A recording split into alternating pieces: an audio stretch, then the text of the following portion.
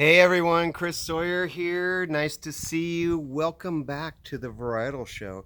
I am sitting here with some fabulous grapes, and this is harvest. This is the 2020 harvest right now, and we are actually looking at these amazing clusters of Sauvignon Blanc and Cabernet Sauvignon right here. And I am with my great friends from Petrified Forest Vineyards. An amazing place that I am at and they are at is Knights Valley. This is a part of Sonoma County technically, even though we would argue that it's almost Calistoga and their actual address is Calistoga.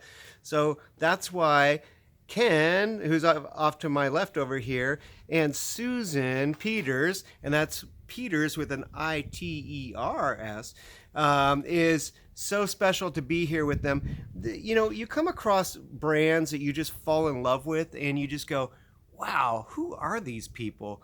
I've gotten to know these two, and I want you guys to get to know them too. We got some fun wines to talk about, so hang on, here we go.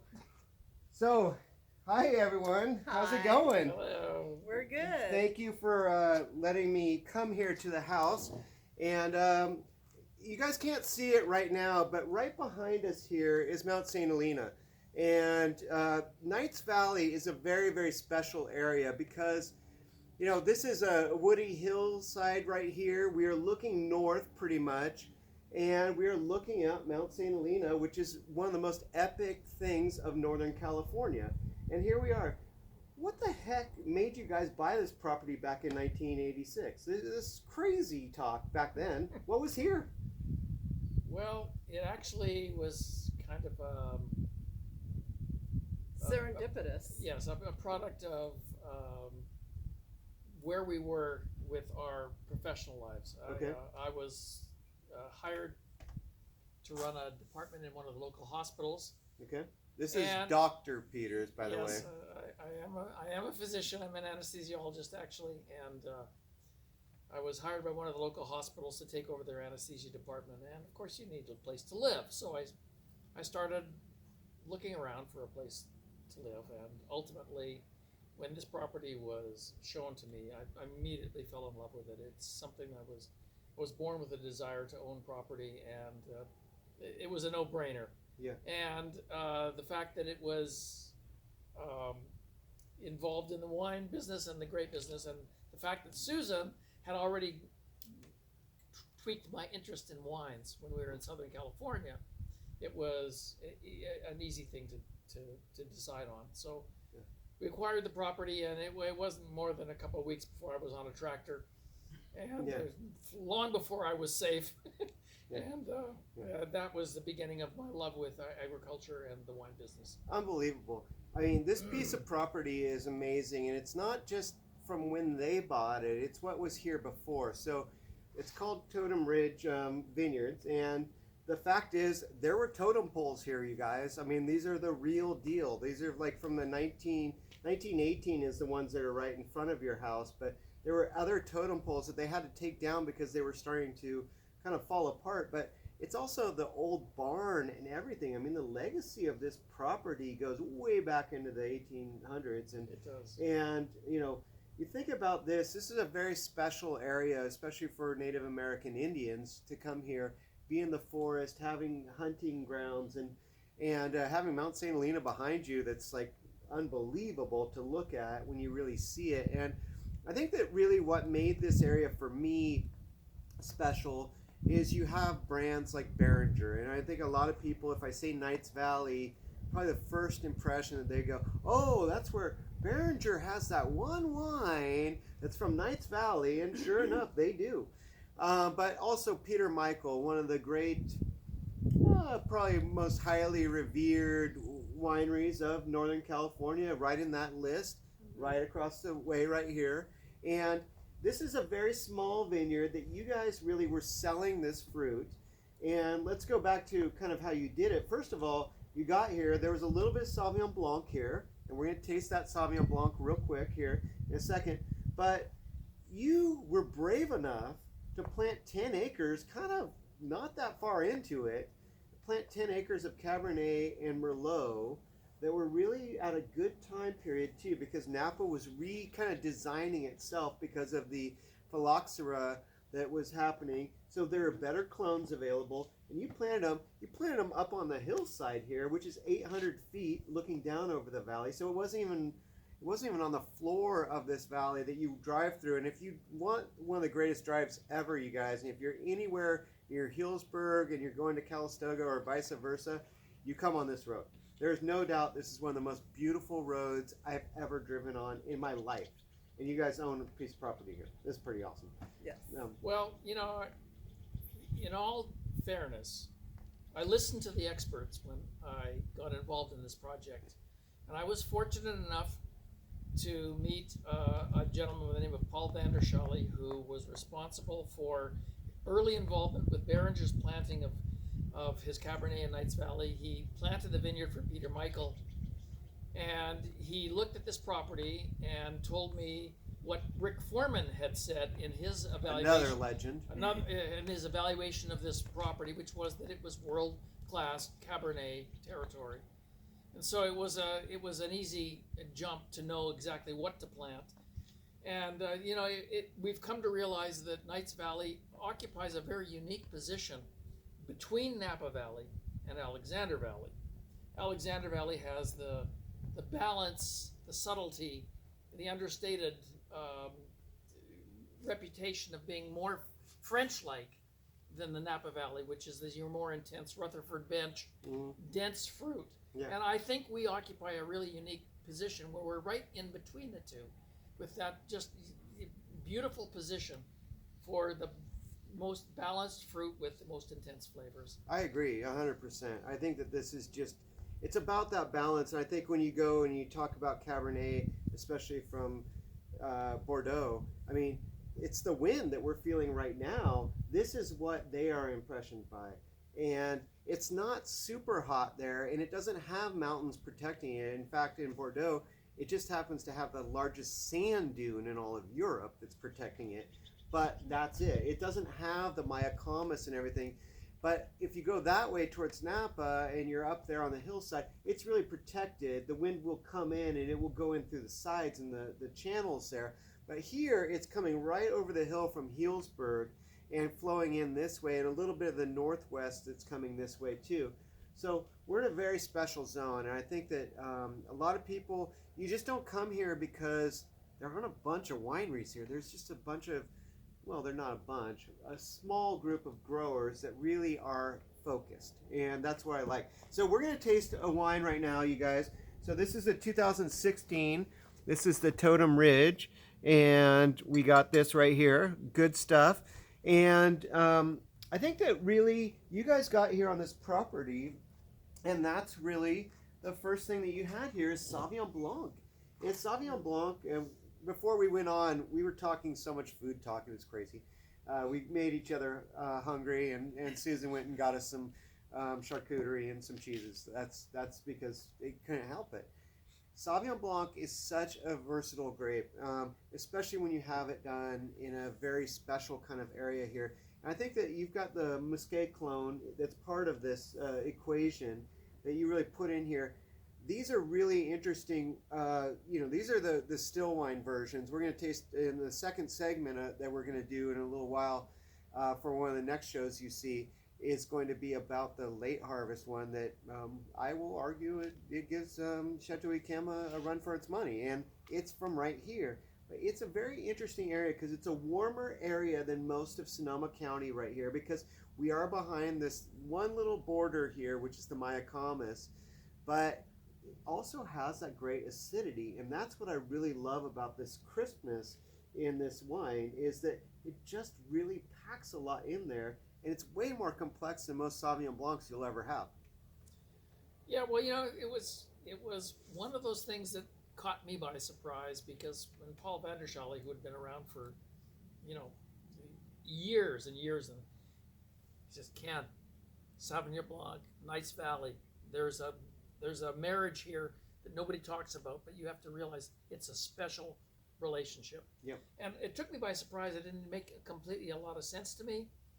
I don't pretend to be a world's expert on viticulture, but for some reason, Sauvignon Blanc and this area are just the natural companions. I agree, and I think that this is such a good wine. We were talking all about, like doing things like a chilled split pea soup, and doing nice kind of goat cheese salads, and also moving into scallops, and doing chicken with a really nice kind of lime based sauce, or maybe even a tropical kind of salsa.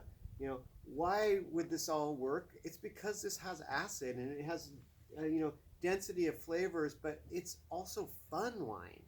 I just like drinking this, and I could drink it by itself, but it is complementary to food, and that's what a great Sauvignon Blanc does. It's not a patio pounder. Patio pounders, and we are next to a pool here, and that's we are technically on a patio, but is that really what makes Sauvignon Blanc so great? No, it can be up there with Chardonnay and a lot of the other grapes that are age-worthy and wonderful. And so one of the other, we won't taste it right now, but we have the 2015 vintage here, which we tasted before, and I thought that was stunning too. So this has got a little bit, another year on it, but you guys were, this was being served at the sushi place you love in Calistoga, and all the winemakers from Napa Valley were going there to drink this stuff, along with their great sushi, of course, but asking about it. And that's the, when you have that certain type of freshness, that's European. When you talk about freshness, it's a European, it's a global word, but the fact is that you guys are able to capture that in here, and you're able to capture this vineyard inside these bottles. Yeah, I think Absolutely. Yeah, absolutely. I think if you drink the French white wines, I think you'll find they're less fruit forward, and I think for me, Sauvignon Blanc offers that. It doesn't hit you over the head with the the fruitiness of it, but rather the more the structure and the acidity and the finish become more important. And I think that's why it goes so well with sushi. Absolutely. So the next wine we're going to taste here, so we were talking about Cabernet, and believe me, if you tune into the next segment of this show, you're going to have a surprise, not only from the late harvest Sauvignon Blanc, but Merlot from this vineyard. Unbelievable. And it's just on a different platform than anything you've tasted. And believe me, I am completely into that wine, but we didn't have enough time in this show, so we're going to talk about Cabernet, because that was really why you started this. And Merlot was actually, at the time, Merlot was the more important grape. And I go back to some of the people like Duckhorn and stuff. They charged $10.50 for their Merlot back when they first started, and the Cabernet was only $10. Oh gosh, that was a big deal back then, you guys. But here we are in the 2014. This is kind of the 30-year anniversary. I mean, they starting to make wines here, and really when they started getting very serious, 2009 was actually the point where the brand came out, and that's why you guys might not know it yet, but you're going to know it. But I think that, really 30 years of winemaking here, and especially with these grapes, is important. And so, I got the opportunity to taste Ken and Susan's wines for the past, there was a 6-year period for both the Merlots and the Cabs. And boy, there's like certain trademarks that go through each vintage that are so good, and especially from a hillside vineyard like this, that's so important to go through. So the 2014 for me, for their Cab, was really one of those sweet spots with me. And I'm not talking about sweet as far as sugar or anything like that. It just hit me in the right place, where I was like, oh wow, this is showy, wonderful. The 16 is killer, the 17's killer, the 15's killer. But this one was special, and I really felt like it really gave me so much more of an impression of where we're at and everything, that starting point and going forward with what you've been doing. This is a great wine, so let's taste this. Okay. So on the nose, we have that dark fruit kind of component. There's a nice plumminess to it too, but that dark cherry is there, and we're going to taste something in a few minutes just to lead you onto it. It's kind of interesting. It's kind of where Ken got all crazy back in 1993 and started making his own wine. But I'm very impressed by that too. But I love the nose on this. It draws you right in. It's not bullish, and I think that's the most important thing. I think you have a great balance in these wines, and that's what makes me so excited about tasting them. And for people that don't know this brand, which is most of you, because you've never heard of Petrified Forest, except for the great stop on your way here over Mark West Springs Road, but Petrified Forest is all around us, and there's a piece of property here that, this is from the old times when the lava was really present here, and the volcanoes, the volcanic activity. Thank God we don't have any of that right now. Yeah, enough in 2020, don't we? But the fact is that just this real sense of place, and a sense of place is what I'm always looking for in great wines. I love this nose, and I love this flavor profile. Tell us a little bit about what made you so into Cabernet, you guys.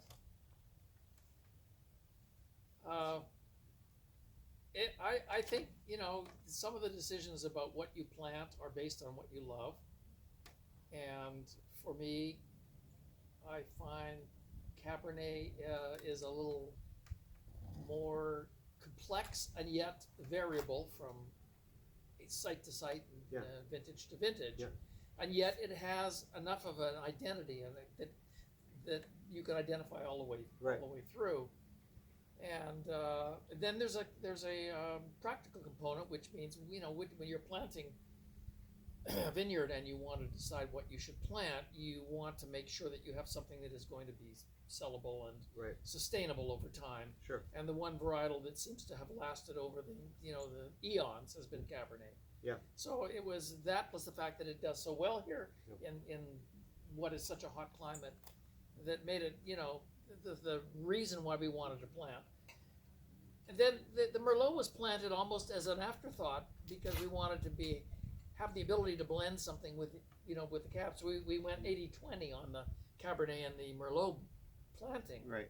And it turned out after it was all said and done that the Merlot was, for whatever reason, a better match for the land than the Cabernet was. Yeah. And it stood on its own, even yes, though it really wasn't did. Originally intended that way. It was, yes. You have to plant something and find out what you have after you've done it. And it turned out that the Merlot, garnered more excitement actually than the Cab did, even though the Cab is out of this world.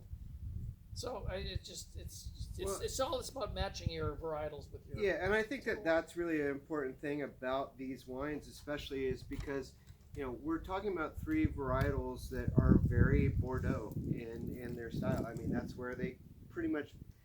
Not that Sauvignon Blanc wasn't in the Loire Valley, of course, and the Cabernet Franc and Sauvignon Blanc put together created the super grape called Cabernet Sauvignon. But the fact is, Merlot is such an important grape too, and it really put red wines on tables across America is probably the most important thing about it, because I think women just got it. I mean, I forget the guys, and they just want these bold things, but you can't eat steak and potatoes every day, and I think that's our culture and where we have gone into a different level. And I think Merlot really helped us, and that it opened up the whole plethora of things like Grenache and Pinot Noir that we could really start doing, like fish with a red wine. Are you kidding me? Back in the old days, now you better know how to do that because that's where we're at. But so this is a 2010 vintage that we pulled out, and I just thought this would be fun. You suggested it, and we tasted it earlier. It's tasting beautiful. These wines age. That's the whole point here, is that when you have a great vineyard, we tasted this earlier, and it's tasting even better now. But the fact is that great vineyards, the complexity needs time to open up, and I think this 2010 is showing great right now. It's going to be one of those things like with the risotto, with that black olives and also black trumpet mushrooms would probably be what I'd probably want in my risotto with this. But you could get into some really nice fowl things like, when you get into duck and when you get into some types of chicken dishes that are a little bit more complex but slow cooked. My wife did a really nice one last night. We had done some barbecued drumsticks. But she said, I've got some really nice red sauce in there. Let's do some polenta. Let's do this on top of that. And take Give me some of that skin on the barbecue part, and let's put it in there with some onions and things like that. These are the kinds of slow cooked meals that we have. That, here we are. This is the first day of September of the 2020 vintage, and the fact is, we're going to get into fall pretty quick here, you guys, and we're going to have to eat these kinds of slow cooked meals because they're going to keep us warm, and these are the kinds of wines that go with it. Absolutely. Well, you've touched on something that can be looked at from a slightly different point of view, and that is our philosophy on how we wanted to make our wines. And we're really more traditionalists. We're willing to sacrifice the need to get our wines drinkable right away to make a wine that we think is going to last for a while. Yeah.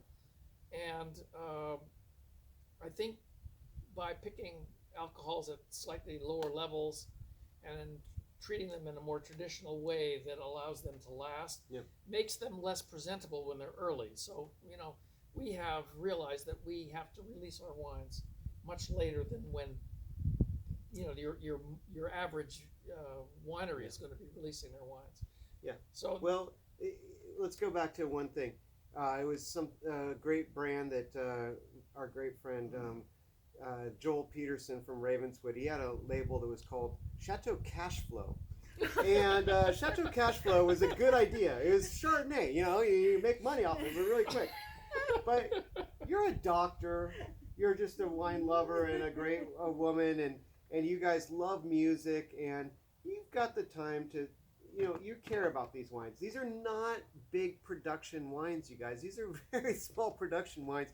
And that's why when you get the personalities behind them that care enough to just let them age a little bit better in the cellar before they release them, they're going to be better showing out there. They're not going to be the tannic monsters that you have to decant or you have to put in a blender to make sure that it can be tasted at this point. These are wines that have that prestige, but also that caring feeling to them. And I think that that's why they go so well with food. And as a sommelier, that's the first thing I want. I want wines that go with food. Come on. We all have to eat food, and we all have to drink water to live. We don't need wine, but when we get it and it's good, it not only enriches our experiences with food, but it also heightens the conversations that we have with our great friends and sharing these things and telling people about what Petrified Forest is and even its connection with here and Knights Valley. So there's so many things about a great small vineyard that you find and come across, and that's really, for me, one of these things. And I'll say this too, and you were just getting into your philosophy on winemaking. We did pull out the 1993 for you guys to I just wanted Ken to tell us a few sentences about this and how this is a kind of an interesting thing. You might want to just pour into your other glass. But obviously you can see it's such a nice label. There's no label here. But it is one of those kinds of wines that, tasting this, I mean, Ken, you were not like trained by all these master winemakers or anything. You just kind of went on your instinct. You had great help with the growers and people that really did know what they were doing. But you did take that kind of more of a European approach to it, didn't you? Yes. I don't know how you would describe it, but it was a very naive person making wine for the first time.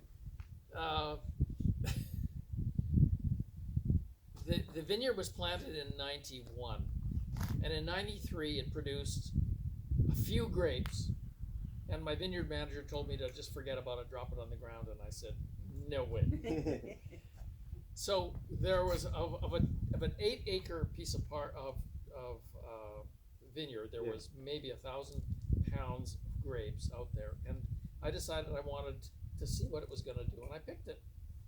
And at that point, I have the grapes. Now I have to become a winemaker. Right. And so I made a very small quantity of wine.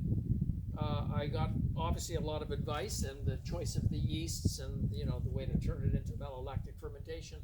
But I did it on a small scale where I was pounding these things down 3 times a day at a very cold temperature because they were small quantities. and it kind of made itself in which probably was how the French were making their wines. Yeah. And this wine was cellared and has been basically ignored for the interim. Not by us, though. Yeah, no. But as I started to open the wine and taste the, this wine is drinking today like it is a young wine. We tasted it a half an hour ago, and it's or maybe 45 minutes ago, and it's tasting even better now. I mean, this wine is exactly what we want from California wines. We want that sense of identity. We want that sense of place. We want to taste what makes us different than the French wines, and why we should be on that same scale, but we shouldn't taste the same. I mean, that's impossible. I mean, the French wines are amazing, and especially when you're talking about Cabernet Sauvignon, and the left bank there is just it's a sacred area where we all learn lessons from. But the fact is, what we can do here in California, I think Knights Valley is one of those special areas that's kind of under the radar, just because it's not getting the big prestige of Napa Valley, which they all deserve that for sure. But why does Napa Valley also invest in this area? And the same thing for the Sonoma County producers that invest in this area. And you find certain winemakers who are very hipster, cool, talented, gifted people that are getting fruit from this area too, of Knights Valley. And it's a very, very special area. And I hope you guys have learned some stuff about this and about this brand, this amazing brand called Petrified Forest. And I will say that as a child, I did go to the Petrified Forest Museum and all of that great stuff up in, when I grew up in Russian River Valley. You go up on the hill in the Mayacamas right over here. And I passed it on the way here today. And I also do want to say I did pass a lot of the great fire trucks that were leaving from the firefighting. We're getting resolved on that, and I'm very happy, and we're all very happy. We're happy you can just see even what's going on out here, because the smoke here in this area was not good. But luckily the wind is kicking in, and we're really going to have I think this vintage is going to be okay. But the fact is that you've got to have these great sites that are positioned well. And I think you guys on this hillside and the part of the Mayacamas that you're on is so special. This is just a little signature that you two, it's your signature. We've been very lucky, just very lucky to have discovered it. Yeah. And to be producing this wine. Yeah, amazing. So Petrified Forest Vineyards, check them out. I've got some my reviews on their wines on their website, and we'll be doing another segment on this too, based on, of course, Merlot and that Sauvignon Blanc late harvest that I love so much. So thanks once again for joining us, and once again, we're doing pretty good on these vineyards so far. These are the Sauvignon Blancs, these are the Cabernet Sauvignons. Thanks so much for joining us. The Varietal Show. I'll see you next time. Cheers!